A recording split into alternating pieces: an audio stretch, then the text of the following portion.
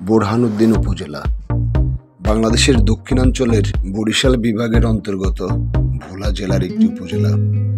প্রশাসনিক শহর ভোলা জেলার চতুর্থ বৃহত্তম উপজেলা শহর।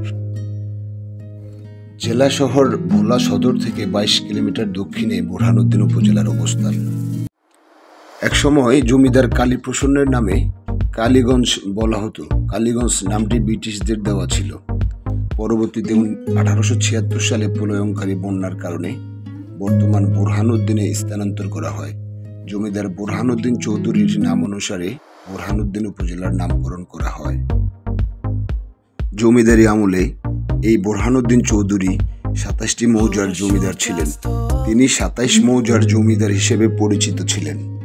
বোরহানউদ্দিন উপজেলার সীমানা উত্তরে ভোলা সদর উপজেলা, পূর্বে দৌলত খান উপজেলা, মেঘনা নদী ও তজুমউদ্দিন উপজেলা, দক্ষিণে লালমোহন উপজেলা, পশ্চিমে তেঁতুলিয়া নদী।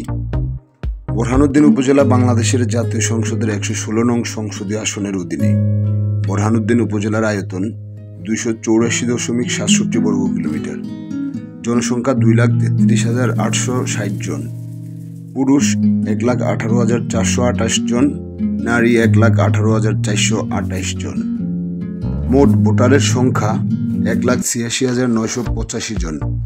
পুরুষ 73,324 জন, নারী 73,661 জন। বোরহানউদ্দিন উপজেলার বর্তমানে একটি পৌরসভা ও 9টি ইউনিয়ন নিয়ে গঠিত। বোরহানউদ্দিন উপজেলায় 1986 সালে ভোলায় দ্বিমাত্রিক ভূকম্পন জরিপের মাধ্যমে শাহবাজপুর গ্যাস ক্ষেত্রের সন্ধান পাওয়া যায়। পেট্রোবাংলা 1987 সালে তৃতীয় ধাপে আরেকটি ভূকম্পনের জরিপ পরিচালনা করে। জরিপের প্রতিবেদন অনুযায়ী 1994 সালে শাহবাজপুরে গ্যাস ক্ষেত্র খনন কার্যক্রম শুরু হয়, যাহা বর্তমানেও চলমান।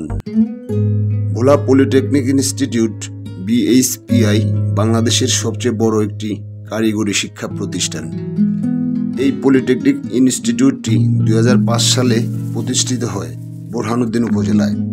4টি বিভাগ নিয়ে কার্যক্রম শুরু করা এই প্রতিষ্ঠানে বর্তমানে 4 বছর মেয়াদী ডিপ্লোমা ইন ইঞ্জিনিয়ারিং কোর্সে 4টি বিভাগ চলমান রয়েছে।